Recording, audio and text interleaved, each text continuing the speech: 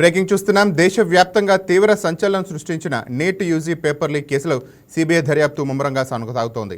ఈ భారీ కుంభకోణం వెనుక పూణేకు చెందిన 46 బ్యూటీషియన్ మనీషా వాఘ్బారే ప్రధాన సూత్రధారిగా వ్యవహరించినట్టు సిబిఐ దర్యాప్తులో వెల్లడైంది. ఎన్టీఏ ప్యానెల్ సభ్యులతో చేతులు కలిపి ఆమె ఈ దందా నడిపినట్టు అధికారులు గుర్తించినట్టు తెలుస్తోంది.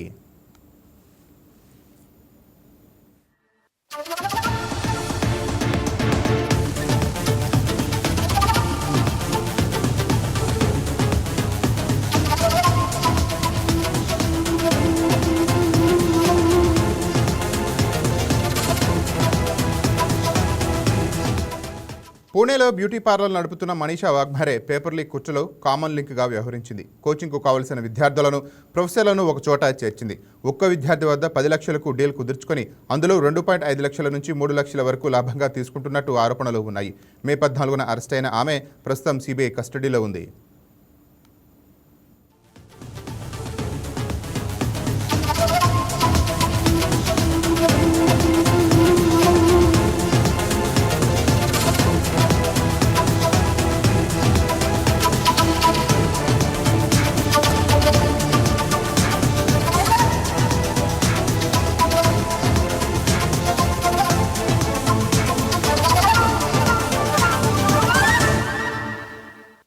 రటిగా నిష్ట్ ప్రశ్నాపత్రం తయారీ ప్యానెల్లో మనీషా గురునాథ్ మంధరే సభ్యులుగా పనిచేశారు. తనకు ఉన్న యాక్సెస్ ద్వారా బోటనీ జువాలజీ పేపర్లను ముందే సంపాదించి వాఘ్బారేతో కలిసి లీక్ చేసింది. ఈ కేసులో ఈమెను మరో మాస్టర్ మైండ్గా సిబిఐ పేర్కొంది. అలాగే రిటైర్డ్ కెమిస్ట్రీ ప్రొఫెసర్ అయిన ఇతను ఈ కుట్రలో కూడా భాగస్వామిగా ఉండి విద్యార్థులను వెతకడంలో వాఘ్బారేకు సహకరించాడు.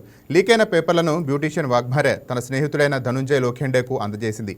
అతడు నాసిక్లో కౌన్సిలింగ్ సెంటర్ నడుపుతున్న శుభం బైకర్నకు సంప్రదించాడు.